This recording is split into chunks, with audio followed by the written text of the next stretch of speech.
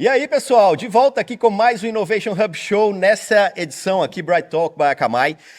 Eu sou Igor Lopes, estou aqui com vocês em todas essas conversas, né? Já estão cansados de me ver aqui e estão cansados também de ver o Fernando Certo, ou não. Às vezes essa careca chama mais atenção aí do que a minha aparência. Prazer ter você também aqui com a gente, Certo. Prazer estar de volta, meu. Obrigado, Igor.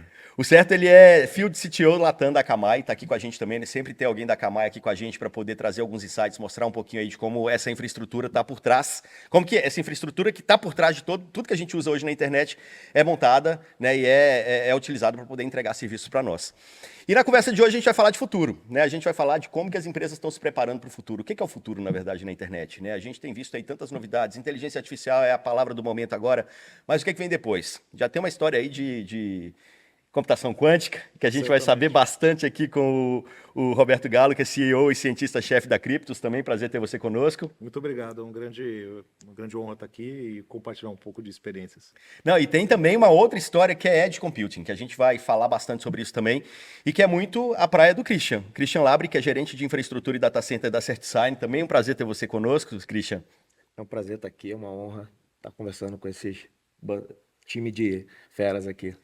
Então, beleza. Ó, falei aqui de algumas coisas já joguei uns termos aqui na conversa, a gente falando de quantum computing, estamos falando de borda, estamos falando de edge, estamos falando de inteligência artificial. Mas vamos lá, botar todo mundo na mesma página aqui agora, né? Primeiro, eu acho que é explicar a empresa de vocês, né? Quando eu falo de Cryptos, quem vocês são?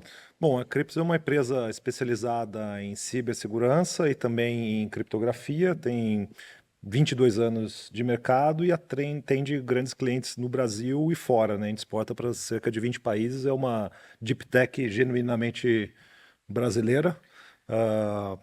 Tá em vários lugares aí, depois eu posso comentar um pouquinho, tá no GovBR, tá no BNDES, tá no STF, mas depois a gente pode contar um pouquinho. Defesa Segurança do Brasil também. De Defesa também, Forças Armadas, Ministério da Defesa de outros países. E eu acho legal quando fala cibersegurança, uma empresa genuinamente brasileira, o povo daqui é criativo, né? Muito. Então, o fato de estar aqui tem alguma diferença, assim, na criação de defesa para vários aspectos, né? Como você está falando. Muito. O brasileiro ele tem uma natureza de pensar de forma criativa, inclusive quando o Brasil participa de exercícios internacionais, seja no âmbito militar ou civil, o que quer que seja, muitas vezes o time brasileiro está entre primeiro, segundo, terceiro. Então, isso mostra o nosso potencial muito grande.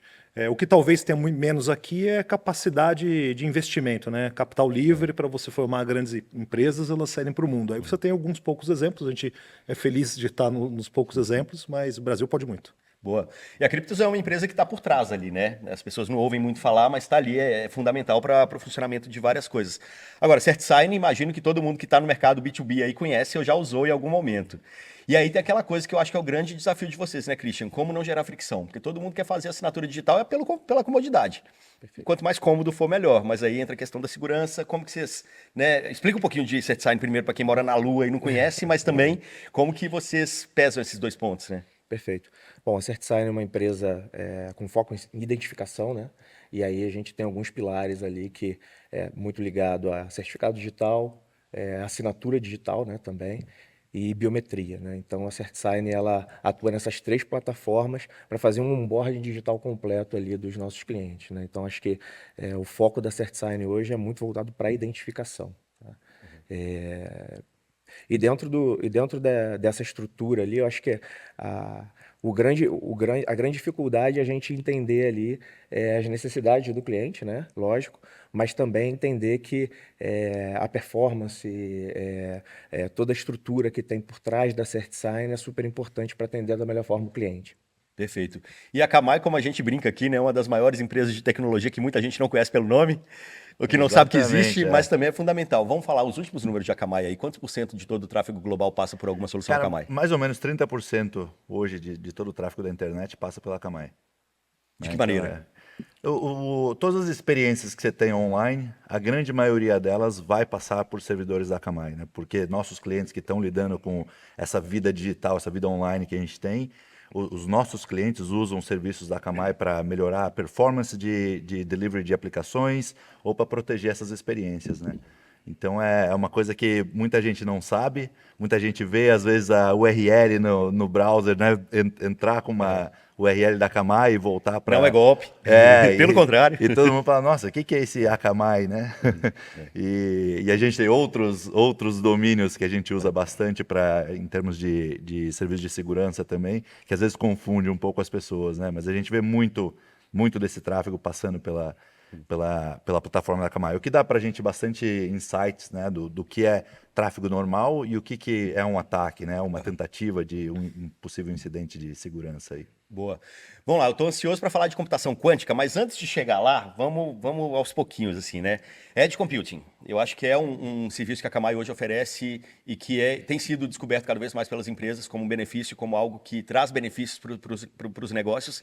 E aí eu acho que o Christian pode falar mais para a gente, né? Como que você tem utilizado o Edge Computing? Primeiro, o que é Edge Computing? Como que você tem utilizado o Edge Computing para facilitar seu trabalho e para melhorar a questão de infra mesmo, né? Perfeito. Eu acho que falando ali em computação na borda é você aproximar o resultado ali da onde a informação está, né? A CertSign hoje, a arquitetura que ela Só uma dúvida, assim, é aproximar, mas também processar, né? Perfeito, aproximar esse processamento da onde a informação está, né? Acho que essa é a grande questão, né? A CertSign em si, ela tem uma estrutura que ela desenha a sua arquitetura voltada para que a gente tenha o tempo de resposta cada vez menor. Acho que a grande questão da CDN, enfim, do Edge Computing é você ter diminuir o tempo de resposta, né? Reduzir a latência ali para o cliente. E a CertSign, quando ela cria a sua arquitetura, desenha a sua arquitetura, ela projeta aonde eu consigo ali processar coisas dentro da sua cloud, que a CertSign também é cloud na sua data center, dentro do data center ou na borda, como a gente espera. Ô, Fernando, quem tira mais vantagem assim, de Edge Computing hoje? Que indústrias? Cara, eu acho que hoje o ambiente de segurança é quem realmente tem a maior vantagem em termos de edge computing, Aí né? é todo Porque mundo. exatamente, né? Como eu falei antes de clientes nossos que usam serviços de segurança, mas né, existem outras empresas no mercado que fazem serviços semelhantes. Mas cara, você tirar o barulho, né? Então, o único jeito que você consegue tirar o barulho é proteger e fazer essa borda se estender o mais próximo do usuário final possível, né? E aí, claro, tem outras iniciativas de processamento de dados, né? Você falou de CDN sendo Content Delivery Network, né? Uma rede de entrega de conteúdo. Muita gente ainda associa isso com vídeo e imagens, né, para fazer essa entrega desses arquivos normalmente maiores, né, que demorariam mais tempo para transitar a internet, para que eles sejam entregues. Mas na realidade o Edge Computing entrou como, cara, como é que você consegue ter micro aplicações rodando ali naquela mesma borda para que essa resposta, não só a entrega do conteúdo, mas a entrega da resposta, de uma resposta dinâmica, seja feita em menos de alguns milissegundos, né? Então, para a gente, esse conceito de edge é realmente poder não só entregar conteúdo e proteger conteúdo, mas também ter essa inteligência de tomar decisões na borda. E aí que entra também o uso desses tipos de serviços para identificar ameaças, né? Então, todo esse processamento é feito na borda. Tem uns dados aqui que eu tinha separado para comentar sobre isso, né, do crescimento do mercado. Edge Computing deve alcançar 511 bilhões de dólares até 2033, e ano passado foi 131 bilhões, ou seja, crescimento de 3 vezes aí nos próximos 10 anos. Expansão em setores como manufatura, saúde e varejo. Varejo é um setor também super interessante para Edge Computing, né? Porque qualquer milissegundo ali que eu demoro a comprar, eu vou no outro que me entregou o resultado mais rápido. Com certeza.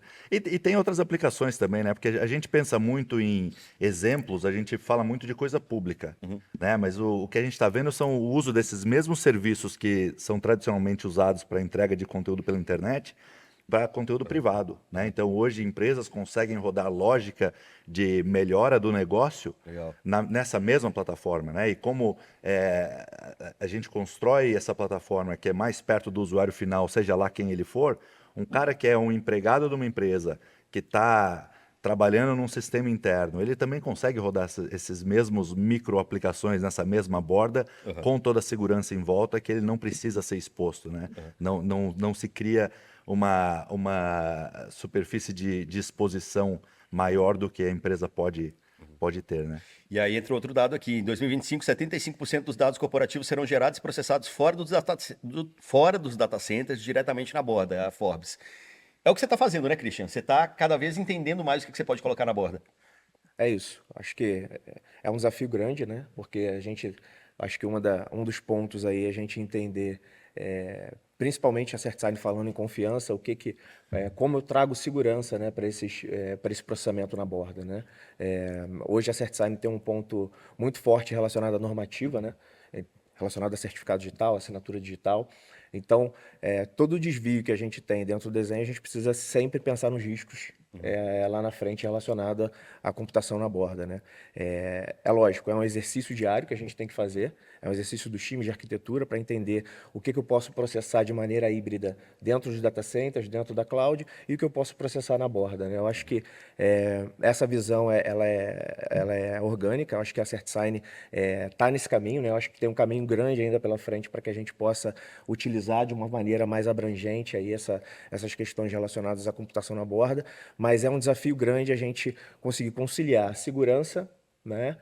E aí a gente está falando dos dados que são trafegados, porque na borda, a gente sabe que o controle está muito mais focado na borda e não centralizado dentro dos data centers, né? Então, esse é um ponto de atenção que a CertSign sempre avalia.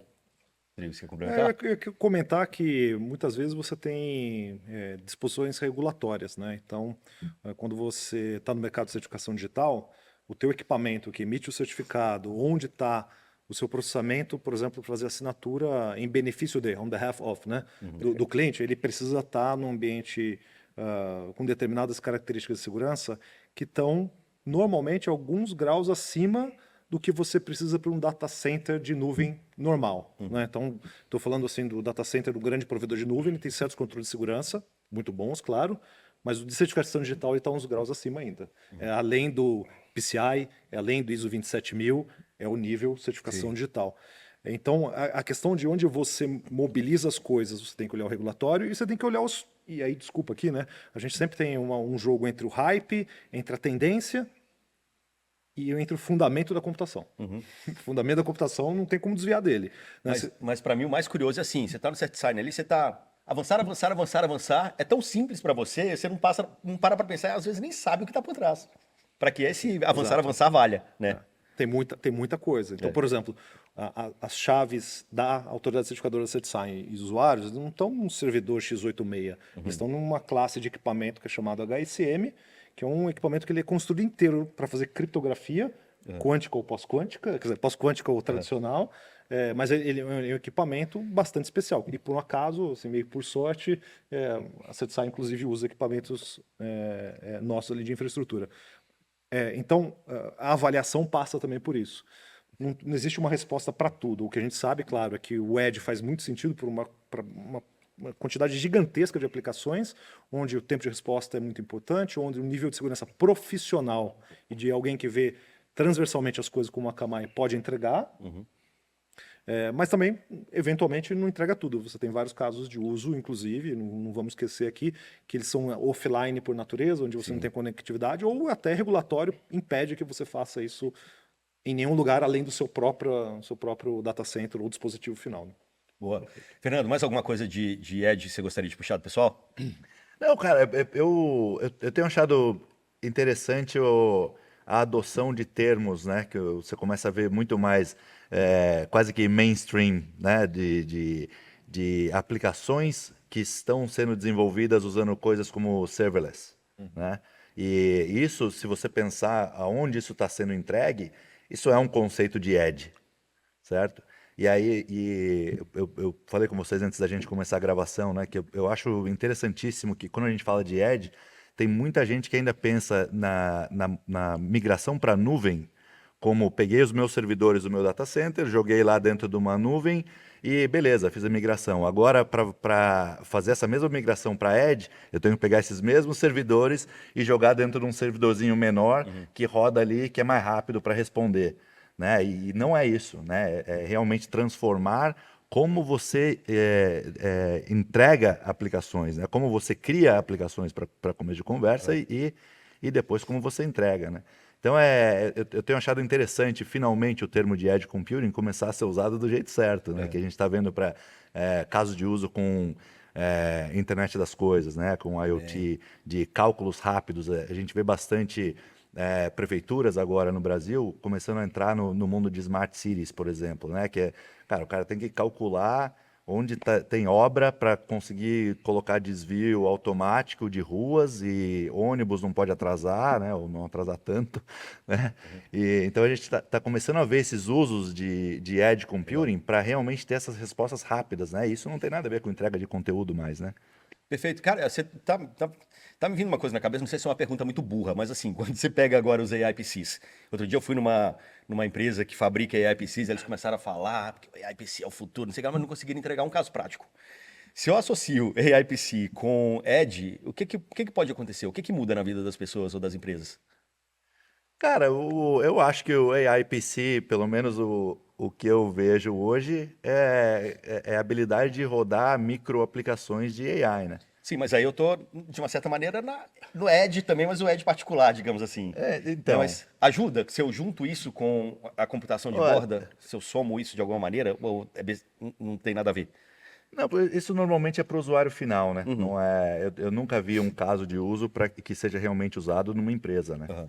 Então, normalmente cara, hoje o que a gente precisa de performance, né? Todo mundo fala muito de GPU, Aham. todo mundo fala, né? Você compra o Mac Mini hoje, tem, sei lá, 30 cores de GPU, né? E já vi muita gente comprando o Mac Mini para rodar micro aplicações de AI, né? Então, eu acho que é a evolução do hardware que a gente mudou para, né, Intel i5, para i7, para, né, processamentos melhores e tudo mais, e agora com o uso de GPUs e coisas assim, você vai conseguir ter aplicações que são muito mais intensivas, né, para o usuário final, né, Perfeito. de processamento no device, né? Legal. Bom, a gente está falando de futuro aqui, né? E, bom, falamos de Edge, do tanto que isso está aumentando a usabilidade, quantas empresas estão aprendendo a usar o Edge da melhor maneira, da forma correta, tirando mais proveito disso. Mas tem outro tema aqui que, esse sim, eu estou curioso para a gente conversar, que é sobre computação quântica. E aí o Roberto sabe bastante sobre isso, né? Estuda isso há muito tempo e, de uma certa maneira, já está aplicando isso no mercado, né, Roberto? Não, O que dá para pensar de computação quântica hoje? Bom, Como presente e como futuro, vai. deixa eu explicar só um pouquinho É. qual que é a ideia, né? Então, a ideia existem certas coisas que são fáceis para um computador normal fazer e tem coisas que são difíceis, né? Eu vou falar uma coisa que é surpreendentemente difícil para computadores fazer, é calcular qual que é a melhor rota de logística de uma transportadora, calcular qual que é a melhor malha aérea para uma companhia aérea. Isso é surpreendentemente difícil de fazer com computadores clássicos, mas para computador quântico isso é trivial. Uma vez que eu tiver um computador quântico, Por quê? Assim, o que muda? é a natureza, é o fundamento matemático do problema. Realmente, o que acontece é que a computação quântica ela consegue calcular, testar várias hipóteses em paralelo. O computador normal não. Eu tenho 30 cores, mas isso aumenta 30 Ainda tem vezes, mas não é nada. A uma computação serialização quântica, de processamento, né? a computação quântica aumenta dezenas de bilhões de vezes o número de cálculos que você pode fazer em paralelo. Então, certos problemas podem se beneficiar. Cálculo de medicamentos, então deixa eu descobrir se esse medicamento, encontrar uma molécula que combate câncer. Né? Então, assim, tem coisas maravilhosas que vem com a computação quântica. E uma coisa maravilhosa, nem tanto, é que essa mesma capacidade de testar várias coisas em paralelo permite com que eu teste várias chaves criptográficas em paralelo de Ou seja, certos... quebra mais rápido. Quebra mais rápido alguns tipos de algoritmos. Aham. Infelizmente, são os algoritmos que a gente vem usando desde a década de 70. Um algoritmo chamado de RSA, outro algoritmo Diffie-Hellman, um algoritmo mais moderno inventado na década de 90 que chama curvas elípticas. Aliás, a década de 90 foi muito interessante, porque alguém chegou à conclusão que computadores quânticos seriam feitos no futuro e imediatamente um matemático falou assim, puxa, se computadores quânticos forem realidade, eu consigo quebrar algoritmos criptográficos. Isso apareceu na década de 90. E o pessoal, que era só uma curiosidade, ele falou assim, puxa, então deixa eu começar a desenhar algoritmos que não são suscetíveis a essa aceleração maravilhosa que o computador quântico faz. Deixa eu só fazer uma pausa e voltar no comecinho da sua fala, para a bem. gente poder ir escalonando, assim. Vamos voltar lá no interior de Minas, quando eu tinha 14 anos, meu pai comprou o primeiro computador XT da cidade. para a empresa Porra, da dele. cidade, é isso aí. Ele tem uma empresa de ônibus. Pronto. E aí, ele era o próprio computador quântico, porque eu lembro de, no final do dia, ele fazer a escala do dia seguinte. O motorista tal, com o cobrador tal, no ônibus tal, indo para a linha tal. E fazia isso de cabeça, cara. Ele sentava e ia meditando, assim. Claro que era numa escala muito menor, né? Eu tava falando de uma empresa que cobre ali algumas cidades do interior de Minas. Aí, quando você vai para a malha aérea, né? Se choveu, se o aeroporto de Congonhas fechou, o Santos Dumont fechou, atrapalhou todo o dia inteiro. Exatamente. Isso, você está falando que a computação quântica resolveria. Ela ajuda você A encontrar possibilidades. encontrar com possibilidade. O que seu pai fazia sentado lá e demorava talvez 2, 3 horas, Ele fazia em 15 minutos, o cara era fera. então ele era o computador quântico. Mas o fato é que essas malhas aéreas, ou quando você vai aumentando o tamanho do problema, você duplicou o tamanho do problema, ele não fica 2 vezes mais difícil, ele fica 4 vezes mais difícil. Você multiplicou por 10, Então, mas pensa Ficou na muito habilidade mais que o seu pai tinha de Pegar levar as em consideração possibilidades. todas Não, o as fulano vai em tal variáveis do lugar, cara que exato. a esposa está doente, É. que, né? Isso Isso que é o que o computador quântico vai fazer, só que, claro, seu pai, né, numa empresa no interior de Minas, você vai pensar na logística do aeroporto de completamente Congonhas. diferente. É lógico, óbvio, é um pouquinho é uma diferente. escala um pouquinho maior, né? rotas de internet também, mexer em todo o roteamento do tráfego. Eu tô falando de tráfego IP mesmo. Né? Então tem muitos problemas que têm essa natureza e que ficam ficam, entre aspas, triviais. Então por isso que tem uma corrida muito grande. Né? Então, um computador quântico de 40 qubits, que, sei lá, a IBM entregou e é funcional, ele tem uma utilidade para resolver problemas de otimização. Isso é para quebrar cripto? Ainda não. A IBM jura de pé junto, pelo menos anunciou semana passada, que em 2029 ela vai ter um computador quântico com número de qubits suficientes para quebrar criptografia. Bom, tem promessas que vão ou voltam, mas o fato é, a informação que eu protegi hoje, ela precisa ser protegida hoje, mas ela precisa ser protegida no futuro também. E aí abre o lado dos problemas. Né? Porque tem as oportunidades, mas também os problemas. O que eu faço com a informação que hoje ela precisa estar autenticada, assinada digitalmente, ou ela precisa estar protegida em relação ao conteúdo, trafegou pela rede da Akamai, por exemplo? Como é que eu garanto que quem armazenou a informação hoje não consegue abrir no futuro? Olha, se eu estou falando de uma informação, digamos assim, que não tem muito tempo de duração de sigilo, por exemplo, se eu souber 1 minuto antes qual que vai ser as bolinhas que vão cair na Mega Sena, ótimo, né? Mas logo depois já não tem sigilo nenhum nelas, concorda? Então, assim, as informações ela têm tempo de vida, né? Registro médico, provavelmente ele vai se manter privado, vai ser um PI durante a vida inteira do cara. Puxa, mais um contrato sigiloso, talvez ele seja durante 5 anos. Então, o fato é, quando você encripta uma informação, né, para sigilo, ou quando você assina um documento ou uma informação, você sempre precisa pensar no futuro. Se a informação for durar mais do que alguns poucos anos, ela já está atacável pela computação quântica, porque a previsão razoável é que em torno de 2030 você vai ter computadores quânticos que, de fato, causam uma ameaça séria. E o que a gente aprendeu nos últimos tempos é que mudar os algoritmos que estão por debaixo da nossa malha, né, da nossa infraestrutura, porque, veja, a Akamai, muita gente ouviu falar, mas tem alguém que não ouviu falar porque ela é uma questão de infra. Puxa, de baixo para a Akamai funcionar, ela usa ainda outra camada embaixo, que é a camada dos equipamentos criptográficos. Embaixo do equipamento criptográfico tem os algoritmos. Então, essa coisa demora muito para emergir na aplicação. Então, você precisa começar a se mover hoje para não ser pego na tempestade perfeita daqui a 4 anos. Né? Então, acho que essa é a mensagem. Isso tem sido interessante, né, em termos de ameaça, que putz, o que já existiu de vazamento de dados e a empresa, na resposta pública a um incidente, sempre tem, não, mas os dados estavam criptografados, então não temos problema. Né? Centenas e centenas de casos. Né? E isso é um problema que a gente tem num futuro próximo, né? Como o Galo estava falando. São coisas que a gente não pensa porque hoje não é possível, amanhã também não será. Né? Isso não é verdade. Essa é a mentalidade que a gente tem que mudar um pouco. E aí né? que tá, como que vocês desenvolvem soluções future-proof? Né? No caso da CertSign, essas informações que precisam ser guardadas em sigilo por 10 anos, por 20 anos, por um século, uma vida inteira.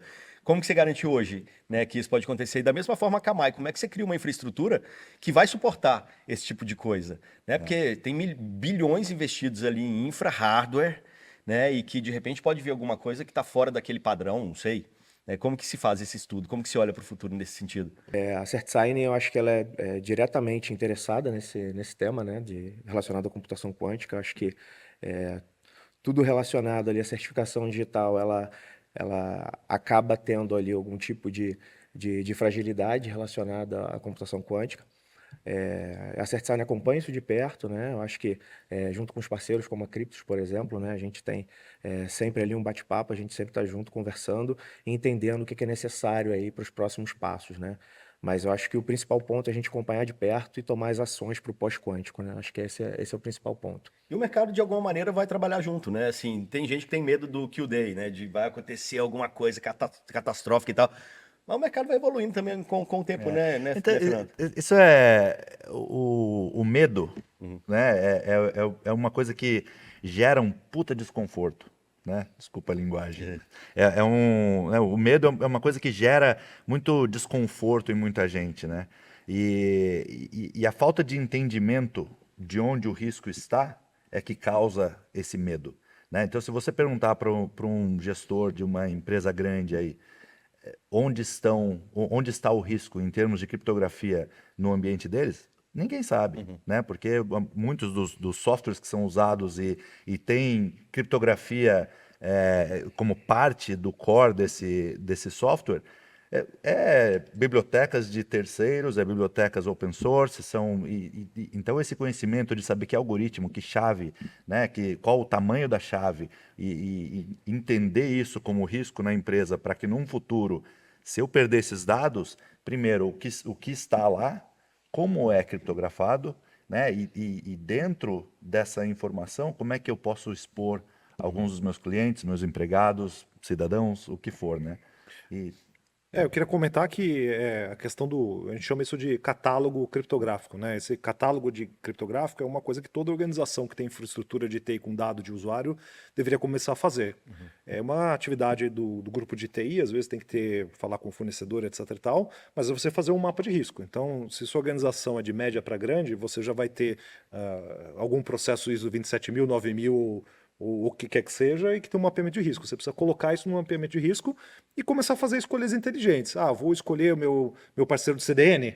Puxa, eu sei que a Akamai tem uma oferta de pós-quântico. Talvez o único critério de decisão possa ser esse, mas você precisa saber, né? Então, o medo se dissipa com uma ação, e essa ação é trivial, é formar um comitê, um grupo de trabalho de 1, 2, 3 pessoas, né? Pode ser até equipe em alguns casos, e simplesmente catalogar. É a próxima decisão que você for fazer de compra de alguma coisa, por exemplo, virar para o fabricante e dizer, mas qual que é o teu roadmap? E pedir, digamos assim, um compromisso do fabricante. Aí você começa a migrar. Se você faz isso hoje, Legal. o custo associado é baixíssimo. Se você vai deixar isso para fazer ali na frente, talvez você incorra num custo que você não consegue mais resolver. O dado vazou encriptado, mas abriu, né? A gente olha tem o custo do data breach, né? Tem um relatório muito grande que uma empresa de telefonia americana solta todo ano, e o custo do data breach para uma empresa típica é na casa de $1 milhão, né? É muito alto. Imagina você ter o teu conteúdo, mesmo encriptado, exposto durante um certo tempo, e 2, 3 anos depois isso é aberto. Se for um conteúdo de cunho pessoal, ele continua válido, né? Te abre... Veja, o NIST, que é o órgão americano que regula a parte de criptografia nos Estados Unidos, ele fala assim, olha, em 2030 você não deve mais usar algoritmos clássicos. Você deve estar usando só algoritmos, você deve ter migrado para os algoritmos pós-quânticos, né? Chegou em 2030, teu dado estava exposto, alguém abriu, você entra num problema regulatório, inclusive, né? Porque você não foi diligente, você não fez o que tinha que fazer. Mas o primeiro passo é muito simples. Junta 2, 3 técnicos que entendem minimamente do assunto, faz um catálogo. A próxima decisão que você for fazer, faça uma decisão inteligente. Custa pouco. Dá pra botar isso no próximo squad aí, tipo, no próximo sprint? Tipo... E não precisa nem ser um sprint, porque pode ser um trabalho tranquilo, né? Vou projetar uma aplicação nova. cara, é uma pergunta muitas vezes, né? Qual é o algoritmo usado, Exato. né, para criptografia Entendi. desse processo, né? E vira pro fornecedor, quer dizer, o que você vai colocar para mim? Onde está seu roadmap? São perguntas. Aí você começa a clarear para onde você está indo. A gente estava falando aqui de criptografia pós-quântica, né, no ambiente regulado, como da CertSign. Eles vão migrar para PQC assim que o órgão regulador, que é o ITI, a ICP Brasil, falar, mude. Aí eles vão mudar. Eu até que tenho uma coisa para falar, assim, este ano que vem, vai entrar provavelmente a maior aplicação de EGOV do mundo com criptografia pós-quântica no ITI brasileiro, que está usando o equipamento nosso, que foi homologado ano passado com PQC já, para uso. Está entrando em qualquer momento, que é o carimbo de tempo. Então, os governos estão se mexendo. Eu tenho, né, a gente na empresa tem cliente usando PQC desde 2022. Mas são clientes o quê? Clientes que têm preocupações de segurança altíssimas. São ou governos, ou entidades, ou emprego militar, ou gente de indústrias como farmacêutica. O cara da farmacêutica tem uma fórmula, essa fórmula, ela realmente vale a vida da empresa, né? Pode ser o próximo negócio da empresa, que vai gerar bilhões de faturamento. O sigilo dessas coisas é bastante importante. Ah, mas é mais caro fazer PQC? Não, não é mais caro financeiramente. É só você escolher direito, né? Claro, todo pioneirismo tem um custo, né? Porque você vai ter que mexer em coisas. Mas se você mexer programado, é muito mais eficiente que você mexer obrigado, né? Sim. Mas você falou do NIST. Já tem padronização? Total. Padronização saiu no segundo semestre do ano passado. E a gente deu ali meio uma sorte. No segundo semestre do ano passado, certificamos o equipamento, para você ter ideia. Né? E essa certificação de PQC, ela é uma certificação que fala tanto dos algoritmos para você fazer assinatura digital, quanto para fazer a parte de sigilo, que é negociar as chaves. Então, a solução da Akamai, até onde eu sei, já usa o algoritmo, o Kyber, né, que foi padronizado pelo NIST, inclusive. E teve lançamento Akamai recente relacionado a isso? Teve. No meio desse ano, a gente começou a usar Post-Quantum na rede de delivery, né? E aí são 3 fases desse projeto, a gente vai acabar o projeto inteiro até o fim desse ano. Essa era a pergunta que tinha que ser feita pelo cliente. Essa pergunta pelo cliente. Exatamente. Essa pergunta. Então mostra uma liderança, né, de olhar para frente, mostra também uma observação do framework regulatório e vai ser praticamente transparente para o usuário. E uma coisa que, né, muitas vezes o começo de um projeto, né, para colocar uma analogia no que você estava falando de melhor fazer planejado do que ter que reagir, né? Para uma plataforma como a Akamai, que tem tantas partes diferentes que tem que trabalhar em conjunto para que a rede funcione como um todo, é difícil, né? A gente fazer esse catálogo, esse inventário de onde estão todos os processos que usam criptografia e o que precisa ser envolvido nesse projeto para que a gente consiga proteger a rede como um todo e o tráfego de todos os clientes e todos os serviços que rodam em cima da plataforma, né? Christian, tem alguma aplicação crítica que jamais pode ir para a Edge, principalmente pensando nesse momento pós-quântico, que nunca sairia on-premises ali? Eu acho que tudo relacionado a certificado digital ali, com certeza, até por normativa, né? A gente precisa manter dentro de data centers próprios, inclusive. Em algumas coisas eu não posso nem colocar em cloud, né?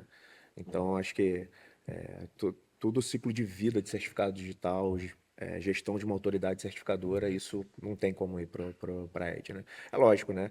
Acho que partes do processo ali, de validação e tudo mais, tudo isso a gente pode distribuir, né? Mas a essência ali, a chave da autoridade certificadora, os HSMs, nada disso a gente pode compartilhar, a não ser data centers próprios, inclusive salas cofres, enfim, só acessadas pela CertSign, isso com certeza a gente não consegue mudar, né?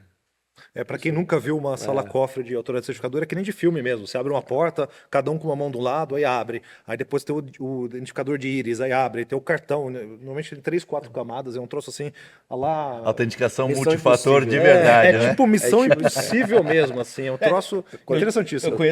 Eu já entrei num data center, que é mais ou menos a mesma coisa, talvez. Não, Tem 7 chaves, 7 entradas. normalmente ele é bem mais seguro que um data center. Imagino, porra, essas chaves. Na de verdade, cofre ele é real, estruturado em tiers, né, de segurança físicos e lógicos, né?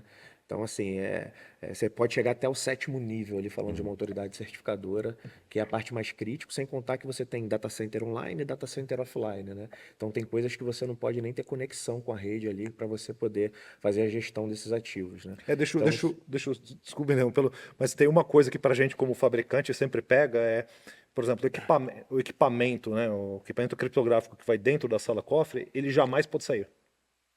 Então...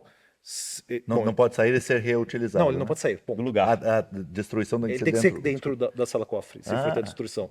Então isso gera, claro, o teu equipamento, você tem que entregar um equipamento que dure muito tempo, né, para não gerar lixo eletrônico lá dentro, e o descomissionamento dentro, ele tem que ser via destruição. Então, assim, é o nível de responsabilidade, porque, veja, a chave criptográfica que está ali, você falou uma hipótese maluca que vazou a chave criptográfica. Sei lá, que protege, né, que assinou os certificados dos usuários. Quem tem a posse dessa chave consegue consegue forjar qualquer transação para o futuro e para o passado de qualquer Usuário da certificação. usuário da CertSign. Então, assim, o níveis de controle é muito, muito, muito grande, que é inviável para um provedor de nuvem normal tem. Né? Lembrar que cloud nada mais é do que um data center gerado com mais serviços, né? Tem várias coisas, mais serviços de outra pessoa. E você não vai impor para todo mundo, para toda a infraestrutura pública, um nível de controle que você precisa nesse tipo de aplicação. Ah, legal. Que outras aplicações têm esse nível de controle? Eu vou dar em certas indústrias, indústria de fármacos. O segredo está naquela máquina, vale 1 bilhão. Você não vai dizer que você não consegue comprar por 15 mil reais, que nem houve agora um problema aí, né? A chave do operador do data center? Provavelmente sim. Então você precisa de outro tipo de nível de controle. Então, no regulatório vale tanto a ida quanto a volta. Tem coisas que você não pode migrar da nuvem para o edge, mas tem coisas que também você não pode migrar, digamos assim, do local, né? Não tô nem usando o edge expandindo, né? Do local, nem para o edge, nem para a nuvem. Então essa escolha... Nem para a sala do lado. Nem para a sala do lado, nem para a sala do lado. Ela realmente ela tem um regulatório embaixo aí também. E foi legal você ter citado esse caso, né, que aconteceu recentemente lá do BC, da chave comprada por 15 mil. Tem muita gente falando que esse é um novo desafio de segurança das empresas também, né? De como trabalhar a equipe para você não ter essa maçã podre ali dentro. Nesse sentido, como é que vocês têm visto o mercado se movimentando, ou está se movimentando? Cara, a dificuldade é que eu acho que a grande maioria das empresas devia focar em entender que a maçã podre está lá. Entendeu? E aí você tem que criar uma estrutura, processos de segurança. Governança também. Governança que, cara, não faz diferença se a maçã podre estiver lá ou não. Entendeu? Ela não vai conseguir. Esse caso foi um absurdo, né? De uma pessoa conseguir ser corrompida e gerar um problema de, né? Um dominó ali de problemas com esse valor monetário, né? Então é uma coisa que, cara, se você, voltando um pouquinho mais no lado da tecnologia, se você pensar o que é o framework de Zero Trust hoje, cara, você tem que né, entender que a brecha já aconteceu, né? E o que você faz para conter o blast radius, né? Como a gente fala em inglês, que é, cara, o quão dentro da tua infraestrutura, o quão mais perto da informação das joias da coroa essa pessoa vai conseguir chegar. Né? Então é mudar o mindset um pouco, né? Não é só educação, porque, cara, dinheiro é dinheiro, né? Esse cara foi 5 pau, 10 pau, eu nem lembro. 15 foi 15 mil, né? Foi bem mais. Bem 3 vezes mais, né? Mas, cara, 15 mil reais não é nada. Né? Comparado com o valor que foi roubado, é nada, né? Então, Aliás, pô, ele né? podia ter cobrado mais aqueles assim. Aí o quanto de educação você vai conseguir dar para um cara a hora que alguém vier e oferecer 100 mil, 200 mil, exato. né? E mesmo assim, se esse cara tivesse sido pago 1 milhão, ainda é mínimo comparado com o valor que eles conseguiram extrair nessa transação. Né? Eu queria dar 2 números para vocês que eu acho que são interessantes, né? Quando você pega estatísticas do SANS Institute, que é um instituto referência, ou da própria Verizon, quando solta esse relatório, você vê que historicamente o número de incidentes de segurança com ajuda ativa, não é que o cara clicou no phishing, não. Com ajuda ativa do interno, normalmente está em torno de 20%. Então, a maçã podre, né, ou a pessoa cooptável... É 1 em cada 5. É 1 em cada 5. Né? 1 em cada 5 ali dos eventos tem um problema desse. Existem outros números da área de segurança que dizem que 3 em cada 100 pessoas comete infrações de qualquer nível de forma sistemática. A pessoa ela pensa daquela maneira.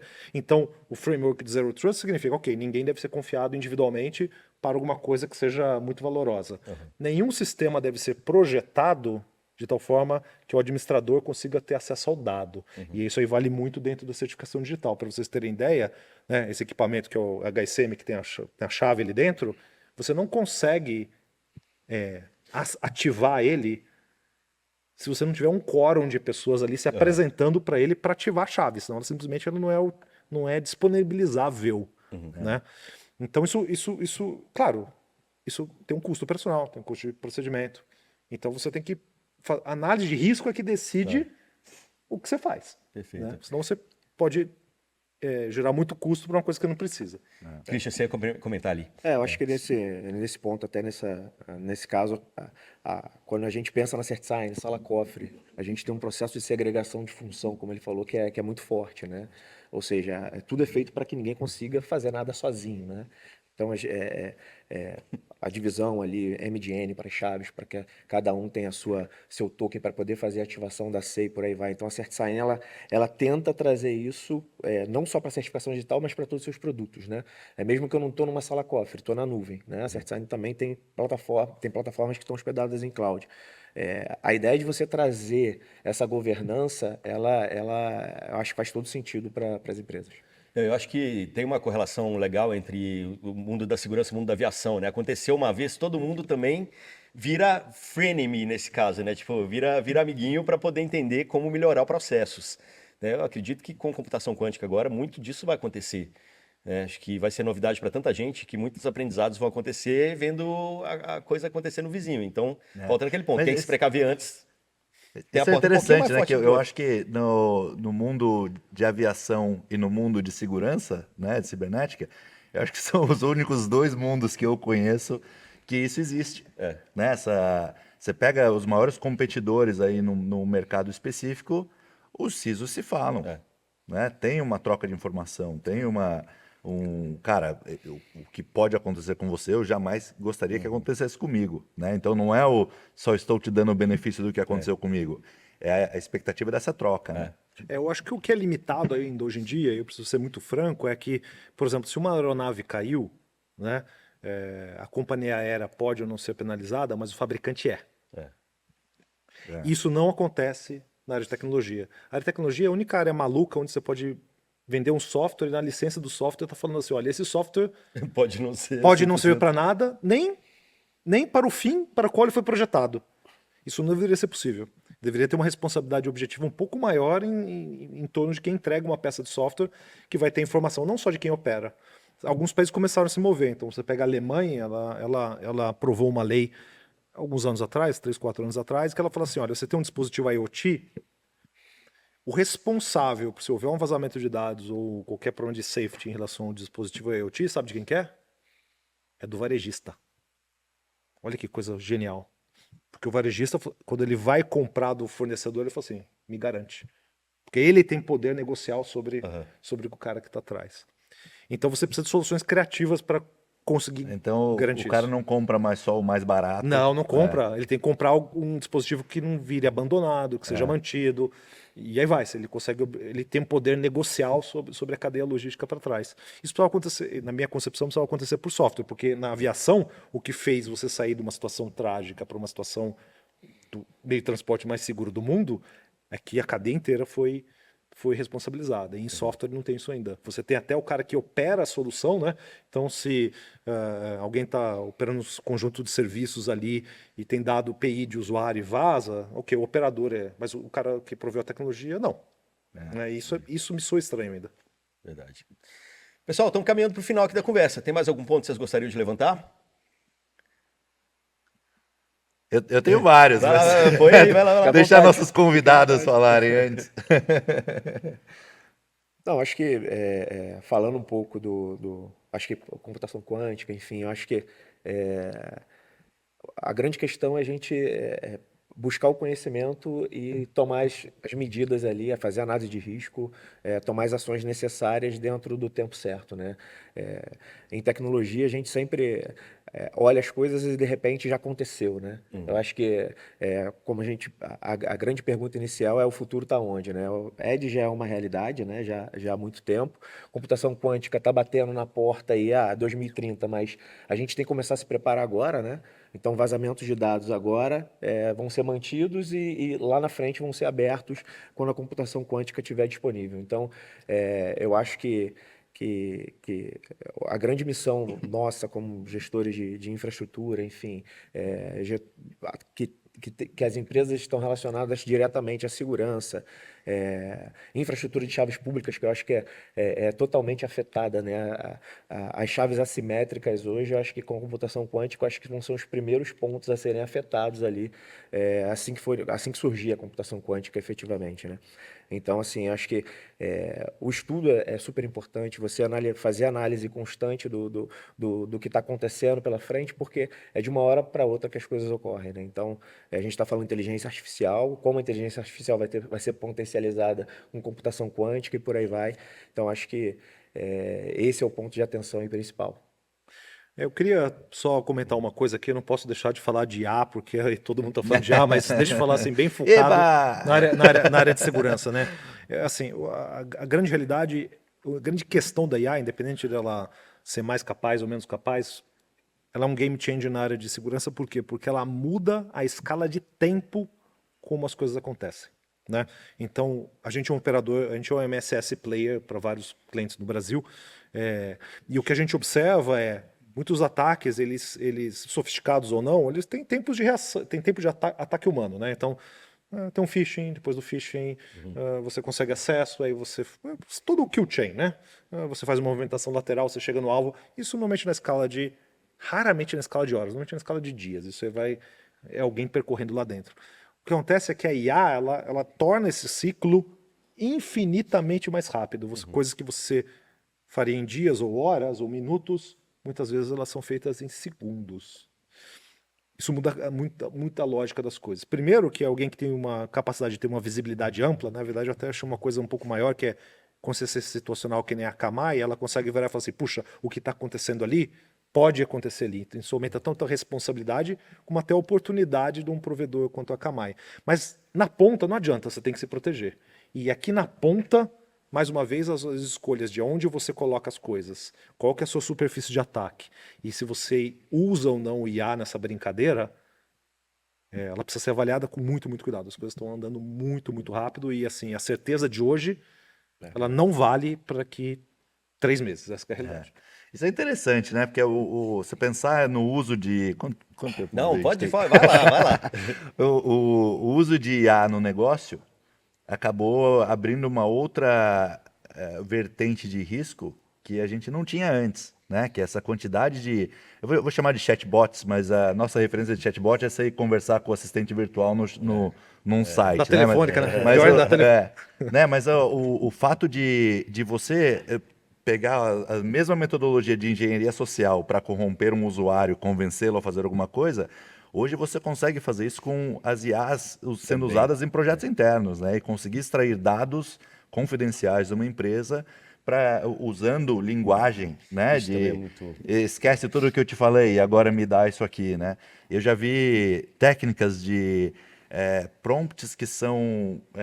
não é criptografia, né? Uma codificação, né, em Base64, por exemplo, que você manda para um chatbot, ele entende aquilo como uma instrução, porém a linguagem humana não entenderia. E por trás daquilo, quando ele, né, descodeia aquilo, não sei se Eles chamam de envenenamento de queries envenenadas, né?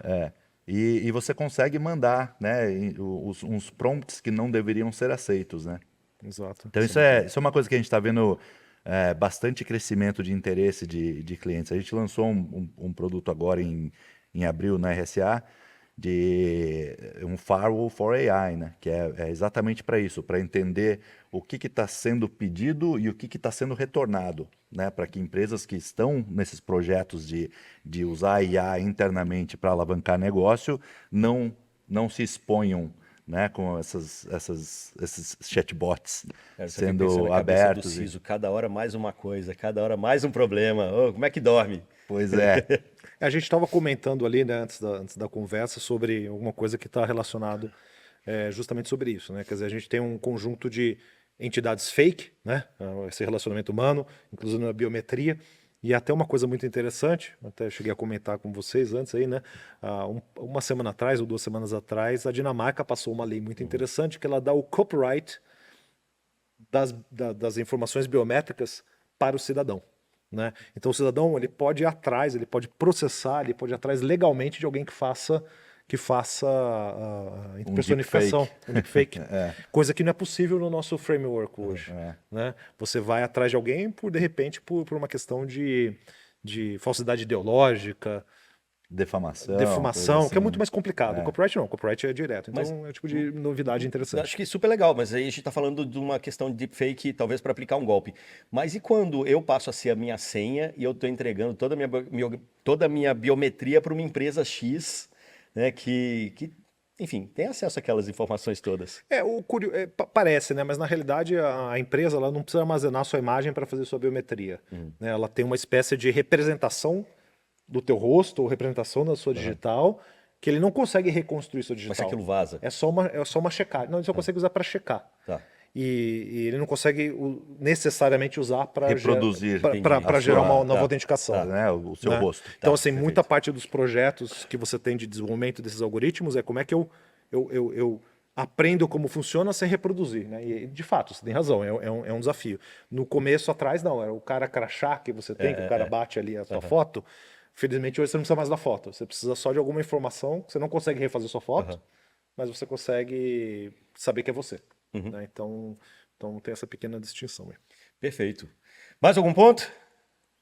Não, vamos fechar? Foi? Vamos fechar então, pessoal. Bom, quem quiser continuar essa conversa de qualquer forma, né? Ficou alguma dúvida? Ficou alguma questão que vocês gostariam de conversar com os três?